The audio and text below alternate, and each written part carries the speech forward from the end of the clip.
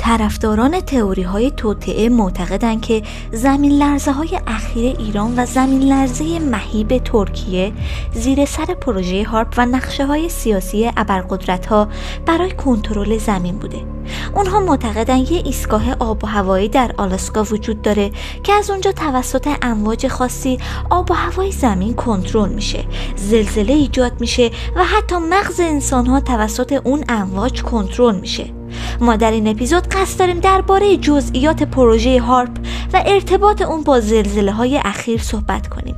پس جایی نرید و تا انتهای این اپیزود با من همراه باشید.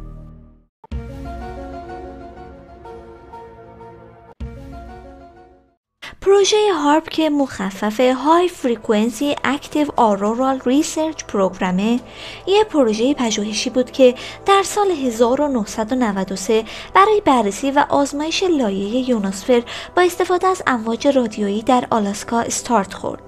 یونوسفر خارجی ترین لایه اتمسفر زمینه و برای اینکه بشه روی اون مطالعه کرد، دانشمندا به این فکر افتادن که سازوکاری طراحی کنن که با شبیه سازی وقایع طبیعی با دخالت انسان و به شکل مصنوعی شرایط جوی رو بتونن بازسازی کنن و مطالعهش کنن و به این وسیله در زمان صرفه‌جویی بشه.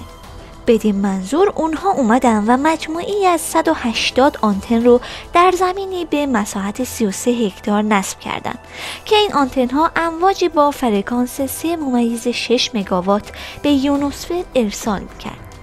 امواج رادیویی فرستاده شده یون ها و الکترون های لایه یونوسفر رو گرم می‌کردند و با اختلالات کوچیکی که ایجاد میشد فعل و انفعالات طبیعی در یونوسفر بازسازی میشد و مورد مطالعه قرار می گرفت.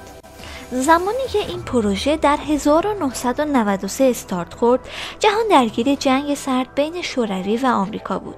از اونجایی که در این پروژه امواج رادیویی آزمایش می شدن، ارزش تحقیقاتی بسیار زیادی برای ارتش آمریکا داشت، چون کمک میکرد راهی پیدا بکنن که زیردریایی‌های آمریکایی بدون اختلال در ارتباطات بتونن در اعماق پایین‌تری از اقیانوس فرو برن و از دید دشمن مخفی بمونن و اینجوری انقلابی در سیستم‌های ارتباطی ناوبری نظامی و غیر نظامی ایجاد میشد. تکمیل پروژه هارپ حدوداً 2 دهه طول کشید و 25 میلیون دلار هزینه‌های ساخت و عملیاتی داشت. بعد از آغاز به کار پروژه و اطلاع عموم از وجود چنین تأسیساتی، به دلیل ماهیت محرمانه پروژه و اطلاعات اندکی که ارتش در اون زمان منتشر کرده بود، مباحث مختلفی از سوی نظریه پردازان تئوری توطئه مطرح شد. اما کسی که باعث شد هارپ اینقدر سر زبونا بیفته، رئیس جمهور ونزوئلا هوگو چاوز بود که زلزله مهیب هایتی در سال 2010 رو زیر سر پروژه هارپ دونست و اون پروژه رو مسئول کشته شدن بیش از 300,000 نفر در طول اون زلزله مهیب خطاب کرد. و بعد اون اتفاق زمزمه های زیادی درباره این پروژه سر زبون افتاد، تا جایی که تئوریسین ها شروع کردن به مطرح کردن فرضیاتی در این باره که علاوه بر اصلاح آب و هوا و ایجاد زلزله و به راه انداختن طوفان های سهمگین در این مرکز توسط امواجی ذهن انسان ها هم کنترل میشه. اما در پاسخ به این سوال که آیا واقعاً آب و هوا رو میشه کنترل کرد یا نه، دانشمندان اینطور پاسخ دادن که لایه‌هایی از جو که در تعیین آب و هوای زمین تأثیر دارند تروپوسفر و استراتوسفره و امواج رادیویی در دامنه فرکانسی که هارپ ارسال میکنه در تروپوسفر و استراتوسفر که لایه‌های تعیین کننده آب و هوا هستند جذب نمیشن و از اونجا هم که برهمکنش بین امواج ارسالی و این دو لایه از جو وجود نداره، هیچ راهی هم برای کنترل آب و هوا وجود نخواهد داشت. پروژه هارپ تا سال 2015 بیشتر با اهداف نظامی و امنیتی به کارکرد خودش ادامه داد تا اینکه این اهداف رفته رفته کمرنگ‌تر شد. هزینه بازنگه داشتن پروژه 2.5 میلیون دلار در سال بود و رها کردن تأسیساتی که برای ساخت و بهره برداری از اون بیش از 250 میلیون دلار هزینه شده بود منطقی نبود. به همین خاطر مسئولیت تأسیسات هارپ در سال 2015 از ارتش به دانشگاه فوربنکس آلاسکا منتقل شد و کاربرد نظامی هارپ تا حدود زیادی به پایان رسید.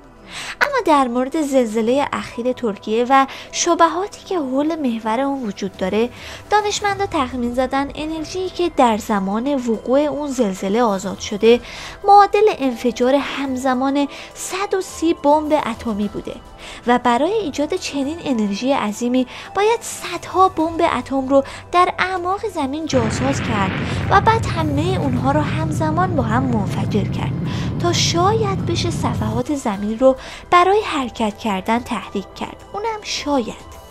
چه برسه به این احتمال که فکر کنیم با 180 تا آنتن که در آلاسکا واقع شدن بخوان در این سر دنیا اونم با امواج رادیویی زلزله‌ای به اون شدت رو ایجاد کنن. در مورد نورهایی هم که زمان وقوع زلزله مشاهده میشه، دو فرضیه علمی مطرح شده. حالت اول خواص پیزوالکتریک و اشتعال گاز هاست و حالت دوم ایجاد قوس‌های الکتریکی ناشی از ارتعاش دکل‌های برق در حین تکان‌های شدید زلزله است.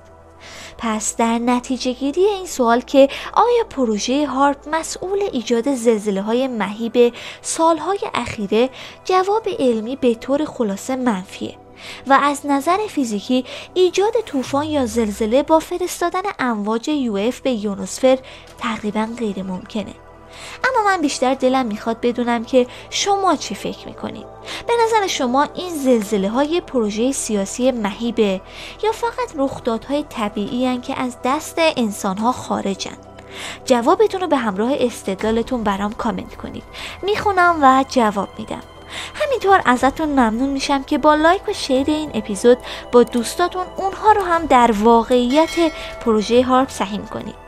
این اپیزودم تموم شد. یادتون نره که خیلی دوستتون دارم و امیدوارم تا اپیزود بعدی مراقب خودتون باشید.